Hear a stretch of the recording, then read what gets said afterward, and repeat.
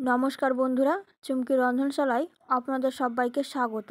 আজকে আমি নিয়ে এসেছি দারুণ স্বাদের পুঁই মেটুলি রেসিপি। যারা পুঁই মেটুলি খেতে ভালোবাসেন তাদের তো অবশ্যই ভালো লাগবে, আর যারা কোনোদিন খাননি তারাও একবার ট্রাই করবেন।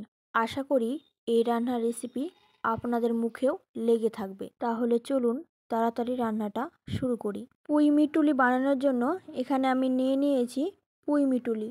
আর পুঁই মিটুলির তরকারি বানানোর জন্য এরকম কচি পুঁই মিটুলি নিতে হবে। আর আমি এগুলোকে এরকম ছোট ছোট টুকরো করে কেটে নিয়েছি।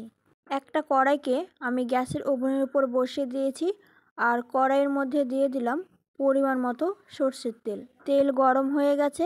এবার ফোড়নের জন্য তেলের মধ্যে দিয়ে দিচ্ছি হাফ চা চামচ পাঁচ ফোড়ন, আর দিয়ে দিলাম দুটো শুকনো লঙ্কা। ফোড়নটা একটু নাড়াচাড়া করে এর মধ্যে দিয়ে দিচ্ছি ছোট ছোট টুকরো করে কেটে নেওয়া আলু।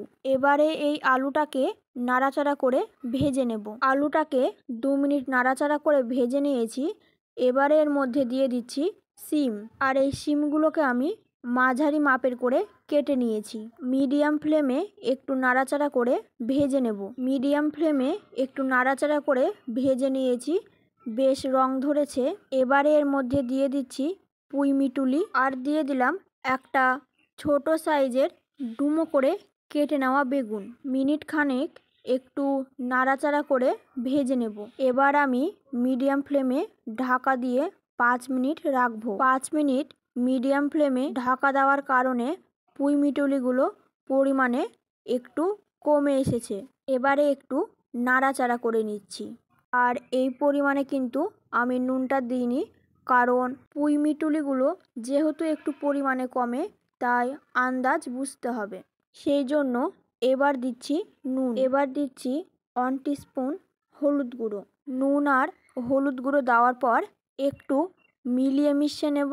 প্রথমে যদি নুনটা দেন তাহলে আন্দাজ বুঝতে অসুবিধা হবে। যেহেতু 5 মিনিট সেদ্ধ করার পর বা ঢাকা দেওয়ার পর একটু কমে যায়, তখন নুনের মাপটা আপনি পারফেক্ট দিতে পারবেন।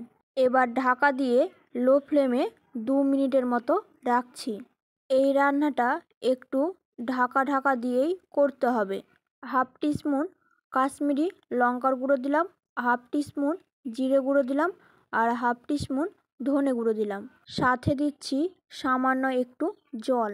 যেহেতু গুঁড়ো মশলা দিয়েছি, গুঁড়ো মশলাগুলো যাতে পুড়ে না যায় তার জন্য অল্প একটু জল দিয়ে নাড়াচাড়া করে ভালো করে মিশিয়ে নিচ্ছি। আপনারা চাইলে এই সমস্ত মশলা বাটা ব্যবহার করতে পারেন, সেক্ষেত্রে অবশ্য জলটা দিতে লাগবে না।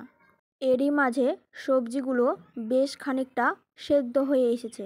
যেহেতু আমি ঢাকা দিয়ে দিয়ে রান্না করছি, এই রান্নাটা করার জন্য বেগুনটা কিন্তু অতি অবশ্যই দিতে হবে। বেগুনটা দিলে কিন্তু এর মধ্যে একটা বেশ থকথকে টেক্সচার আসবে। এই রান্নাটা করার জন্য কিন্তু বেশ থকথকে গ্রেভি আসা প্রয়োজন। ঢাকা দিয়ে মিডিয়াম ফ্লেমে 5 মিনিট রাখবো। 5 মিনিট পর ফিরে এলাম, একটু নাড়াচাড়া করে মিশিয়ে নিচ্ছি। এই রান্নাটা যদি ঢাকা দিয়ে করেন তাহলে রান্নার টাইমটা অনেকটাই কমে আসে, কারণ পুঁই মিটুলি রান্না হতে বেশ সময় নেয়। এবারে এর মধ্যে দিয়ে দিচ্ছি 1 চামচ সর্ষে বাটা। এই সময় গ্যাসের ফ্লেমটা অতি অবশ্যই লোতে রাখবেন, তা না হলে যখন সর্ষে দিয়ে মশলাটা কষাবেন তখন রান্নাটা তেতো হয়ে যাওয়ার সম্ভাবনা থাকে যদি ফ্লেমটা হাইতে থাকে। মিলিয়ে মিশিয়ে নিলাম। এর মধ্যে কিন্তু সবজিগুলো প্রায় সেদ্ধ হয়ে এসেছে। 1/4 কাপ পরিমাণে জল, এতে করে পুঁই মিটুলিগুলো কুক হয়। সেই জন্য মিডিয়াম ফ্লেমে ঢাকা দিয়ে 5 মিনিট রাখবো।